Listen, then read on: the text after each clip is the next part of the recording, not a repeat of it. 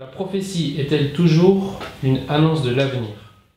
Oui, la plupart des temps, on pense que la prophétie est une annonce de l'avenir. C'est vrai que quand on regarde dans la Bible ou dans la vie pratique des chrétiens, on a l'impression qu'on annonce, on te dit tu auras peut-être un accident, fais attention, ou bien ta maladie, ça va te guérir, ou des choses comme ça.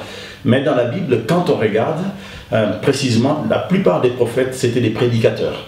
Il a expliqué la loi, il rappelait la loi, il rappelait le peuple la loi. Donc la prophétie n'est pas toujours une prédiction, c'est-à-dire l'annonce de l'avenir, mais la prophétie est aussi une exhortation. Donc il y a ces deux côtés de la prophétie qu'on voit dans la Bible. Et ça, on le trouve partout dans la Bible, sur la vie des prophètes et même dans les écrits.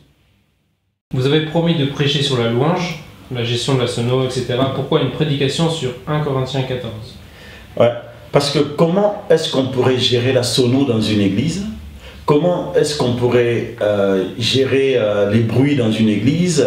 Comment est-ce qu'on pourrait gérer la manière de faire dans un culte pour la louange? C'est très difficile parce que l'église primitive n'avait pas de sono.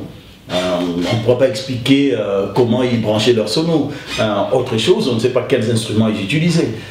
C'était mieux de prendre un texte type où l'apôtre Paul, par exemple, était en train de parler aux Corinthiens quand il s'est rassemblé pour l'adoration, quand il s'est rassemblé pour la louange, qu'est-ce qui s'est passé? Et le texte de 1 Corinthiens 14 réunit vraiment tout, parce que là, on voit que Paul dit que tout soit fait dans l'ordre. Et il demande l'ordre qui doit être fait. Si la sono, ça peut nous donner des idées pour la sono, si la sono doit être gérée et le bassiste qui joue à la guitare basse veut jouer très fort parce qu'il veut se faire entendre, Paul dit que ce n'est pas pour l'édification, parce que du coup, ça bouche les oreilles de la mamie qui est dans l'église ou de l'autre personne qui a peut-être des problèmes d'audition, ça le dérange, et du coup, ça ne permet pas la personne à faire la louange comme il se doit. Donc c'est important de relire les contextes de 1 Corinthiens 14, et là, dans les textes, on voit bien que l'apôtre insiste sur l'édification de tous. Tout peut être fait. La sono a sa place dans l'église, la guitare a sa place dans l'église, les tam-tams a sa place dans l'église, la prière en langue ou la prière en français ou dans une autre langue ou comment, la prédication, la prophétie, comme on vient d'en parler tout à l'heure, et tout ça ont leur place, sauf que toutes ces choses soient faites en pensant comment l'autre peut être édifié. Quand nous nous rassemblons, c'est important de penser à l'édification de l'autre que de penser à son édification à soi. C'est pour ça que les textes de 1 Corinthiens nous permettent de comprendre que la louange collective ou la louange dans l'église n'est pas une louange personnelle. Là, dans mon louange personnelle, je peux faire tout ce que je veux, ma sono peut être à fond, ma guitare, je peux la jouer comme je veux, mais quand je me rassemble avec les autres, je dois penser comment l'autre peut être édifié, ma manière de gérer la sono, ma manière de jouer ma guitare, ma manière de prier, est-ce que ma prière doit être longue ou pas longue? C'était des questions qui étaient aussi posées quand on se rassemble. Oui, mais il faut qu'une personne puisse parler, Paul le dit, et puis les autres disent écoute, puissent dire amen. Si une autre personne commence à parler, que le premier puisse se taire, il y a un peu d'ordre. Donc il y a de l'ordre dans les cultes, et notre louange, nous aimerions, nous souhaitons que ça puisse se faire dans l'ordre et aussi dans une très bonne manière. Donc peut-être le dimanche prochain on touchera un mot en répondant aux questions, mais nous ne pouvons pas répondre à tout, malheureusement, parce que tout n'est pas compris dans notre texte de 1 Corinthiens 14. Alors il y a une troisième question qui a été posée par rapport au parler en langue.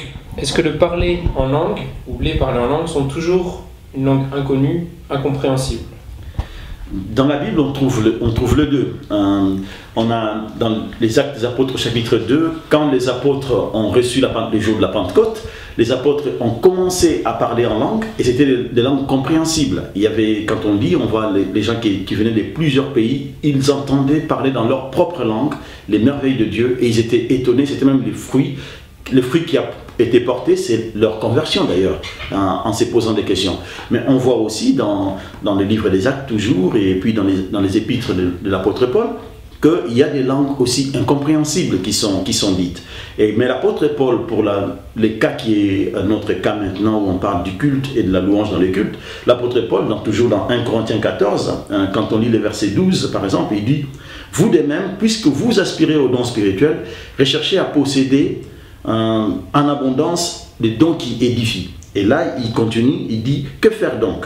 Je prierai avec mon esprit, mais je prierai avec mon intelligence. Je chanterai avec mon esprit, je chanterai avec mon intelligence. En effet, si tu prononces une bénédiction avec ton esprit seulement, comment celui qui fait partie du peuple pourra dire Amen à ta prière des connaissances? Tu dis certes de bonnes choses dans ta prière, mais l'autre n'est pas édifié. Donc dans l'Église, il est important que nous puissions aspirer au don du parler en langue compréhensible. Et le parler en langue incompréhensible, c'est bien aussi pour l'équipe personnelle, ou peut-être si on les dit, qu'il y ait une personne qui interprète pour que l'Église soit édifiée. Mais quand l'Église n'est pas édifiée, tu es certes édifié tout seul, et tu n'édifies pas l'autre, et ce n'est plus un culte en commun. C'est là. Je ne suis pas en train de dire les parler en langue, il faut les bannir complètement, les parler en langue incompréhensible, il faut les bannir, loin de là. Mais c'est dans les cadres privés qu'on peut le faire, et si c'est dans l'Église, qui est un interprète, comme le dit l'apôtre Paul. Mais s'il n'y a pas d'interprète, qu'on puisse se taire. C'est Paul qui les dit, c'est pas moi, je prends les paroles de Paul pour les dire, c'est pas moi. Mais je pense qu'il y a deux sortes de parler en langue. Les parlants en langue compréhensible et les parlants en langue incompréhensible. Et dans l'Église, quand nous nous rassemblons en assemblée, c'est important que nous puissions privilégier d'abord, je dis bien privilégier, pas négliger l'autre, privilégier les parler en langue compréhensible, s'il y en a. S'il n'y a pas, qu'il y ait des interprètes. S'il n'y a pas d'interprète, qu'on puisse se taire et permettre à ce que les gens puissent comprendre pour que l'Église soit édifiée les uns les autres. Sinon, ce ne serait que du spectacle malheureusement. Les autres vont regarder. Paul l'a dit, hein, si quelqu'un qui vient vous trouve en train de parler tous en langue, il dirait que vous êtes fous. Donc Paul veut que nous soyons aussi sensés dans notre manière de faire.